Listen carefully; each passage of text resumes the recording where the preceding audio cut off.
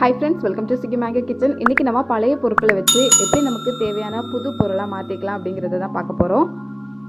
நீங்க இன்னும் நம்ம சேனலை சப்ஸ்கிரைப் பண்ணலனா சப்ஸ்கிரைப் பண்ணி பக்கத்துல இருக்கிற பெல் ஐகானை கிளிக் பண்ணி ஆல் அப்படிங்கற ஆப்ஷன் கொடுத்துக்கோங்க. அப்பதான் வீடியோ மிஸ் பண்ணாம பார்க்க முடியும். இப்போ நம்ம பழைய தொடப்பம் இருக்கு இல்லைங்களா, நல்லா தேஞ்சி யூஸ் பண்ண முடியாத அளவுக்கு போயிடும். இப்போ அதை நம்ம மறுபடியும் எப்படி பயன்படுத்தலாம் அப்படிங்கறத தான் பார்க்க போறோம். இதுக்காக இந்த தொடப்பத்தை பிரித்து உள்ள இருக்கிற குச்சியெல்லாம் நம்ம தனியாக எடுத்து வச்சுக்கலாம். இது நம்ம கைப்பிடிக்கிறதுக்கு பிளாஸ்டிக்கில் கொடுத்துருப்பாங்கல்ல, அதுக்கு உள்ளே இருந்தது. அதனால இது வரைக்கும் அது யூஸ் பண்ணாமல் தான் இருந்திருக்கும். நம்ம தரையில் படுற மாதிரி இருக்கிற அந்த இதெல்லாம் கொஞ்சம் கட் பண்ணி எடுத்துக்கலாம். இது உள்ளே இருந்ததுனால இதில் நிறைய தூசி இருக்கும். இதனால் ஒரு ப்ரஷ் எடுத்துக்கோங்க. துணி துவைக்கிற ப்ரஷ்ஷு இல்லை சீப்பு ஏதாவது ஒன்று எடுத்து இந்த மாதிரி நல்லா தேய்ச்சி விட்டோம் அப்படின்னா அதில் இருக்கிற டஸ்ட் எல்லாம் வெளியே வந்துடும். இது ஒரு செடி தான், நல்லா நீளமாக புல் மாதிரி வளரக்கூடிய ஒரு செடி. அந்த செடியில் இருக்கிற டஸ்ட்டு தான் இது. இந்த மாதிரி எடுக்கும்போது எல்லாமே வந்துடும். கீழே கொஞ்சம் ட்ரிம் பண்ணி நம்ம வேணும்னா கட் பண்ணி விட்டுக்கலாம்.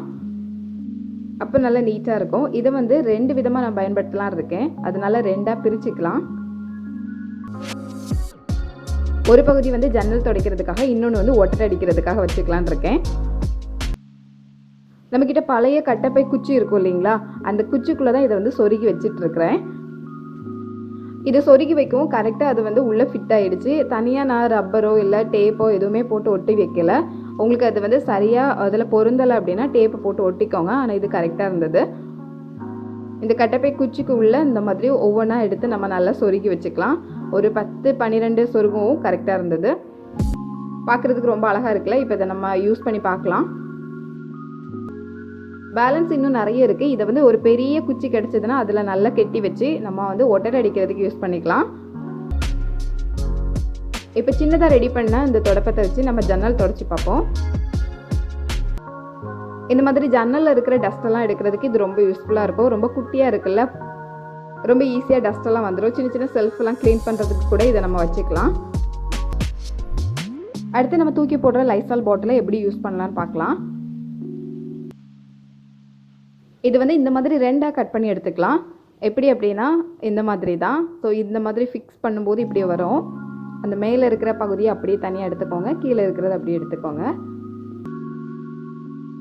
இந்த ஸ்டிக்கரெல்லாம் உரித்து எடுத்துக்கலாம். இது 2மே யூஸ்ஃபுல்லானது தான். இந்த மேலே இருக்கிற பகுதியில் நம்ம மூடி போட்டு வச்சுக்கலாம். இப்போ இதை நம்ம ஒரு சின்ன முறை மாதிரி யூஸ் பண்ணிக்கலாம். நமக்கு அடுப்பு பக்கத்தில் கவுண்டர் டாப்பில் இந்த மாதிரி சின்ன சின்ன பொருள் கண்டிப்பாக சிந்தும். இதை நம்ம அழகாக தொடச்சி எடுத்துக்கலாம். சின்ன முறை மாதிரி இருக்குல்ல, பார்க்குறதுக்கு ரொம்ப க்யூட்டாக இருக்குது. இது நம்ம சின்ன சின்ன இடங்களை, சின்ன சின்ன செல்ஃபெல்லாம் க்ளீன் பண்ணுறதுக்கு யூஸ் பண்ணிக்கலாம். அடுத்ததாக இதோட அடிப்பகுதி பார்க்கலாம். இது நல்ல ஸ்டிஃபாக ஸ்ட்ராங்காக நிற்குது.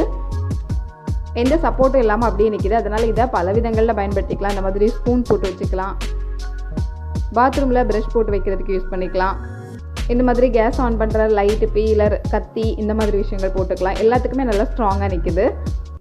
இல்லை டேபிளில் பென் போட்டு வைக்கிறதுக்கு யூஸ் பண்ணிக்கலாம். இது ரொம்ப ஸ்ட்ராங்கான ஒரு பிளாஸ்டிக்காக இருக்குது. அதனால எது போட்டாலுமே நிற்கிது. பாருங்கள், மொபைல் கூட அவ்வளோ ஸ்ட்ராங்காக நிற்குது. இல்லை ரிமோட் போட்டு வைக்கிறத ரிமோட் ஹோல்டராக யூஸ் பண்ணிக்கலாம். இந்த மாதிரி பல விதங்களில் இதை நம்ம பயன்படுத்தலாம். அடுத்ததாக சின்ன ஒரு மூடி எடுத்துக்கலாம். நம்ம பாட்டில் மூடுற மூடி. இந்த மூடியில் சின்ன பகுதி மட்டும் கத்தி வச்சு இப்படி கட் பண்ணி எடுத்துக்கலாம். இந்த மூடியோட பின்புறத்தில் கம் போட்டு செவரில் இந்த மாதிரி ஒட்டி வச்சுக்கலாம். 5 நிமிஷம் இந்த மாதிரி பிடிச்சிட்டு இருந்தோம் அப்படின்னா அது நல்லாவே ஸ்டிக் ஆகிக்கும். இப்போ நம்ம இதை ப்ரஷ் வைக்கிறதுக்காக தான் யூஸ் பண்ண போகிறோம். பாருங்கள், ப்ரஷ் எவ்வளோ ஸ்ட்ராங்காக நிற்கிதுன்னு. ஒரே இடத்துல எல்லாரோட ப்ரஷ்ஷையும் வைக்க விரும்பலை அப்படின்னா இந்த மாதிரி தனியாக நம்ம மட்டும் செட் பண்ணி வச்சுக்கலாம். ஒரு சின்ன மூடி எடுங்க, பின்னாடி கம் போட்டு ஒட்டி வச்சுட்டு அது உள்ள நம்ம ப்ரஷ்ஷை வச்சுக்கலாம். பார்க்குறதுக்கு ரொம்ப அழகாக இருக்கும். நிஜமாவே இந்த மாதிரி ஆன்லைனில் கிடைக்குது. அது ரேட் அதிகம் இருக்கும். நம்மளே வீட்டில் இது சூப்பராக ரெடி பண்ணிடலாம். ரொம்ப சிம்பிளான ப்ரஷ் ஹோல்டர் தான் இது. அடுத்ததாக ஒரு ஹேங்கர் எடுத்துக்கோங்க. அதில் ஒரு 5 வளையல் போட்டு வச்சுருக்கிறேன்னா உங்களுக்கு எவ்வளோ தேவையோ அது அவ்வளோ போட்டுக்கோங்க. இந்த ஹேங்கரோட ஒரு பகுதி உடஞ்சிருந்தது. ஸோ அதை இந்த மாதிரி தீயில் காமிச்சோம் அப்படின்னா அது நல்லாவே ஸ்டிக் ஆகி ஒட்டிக்கும்.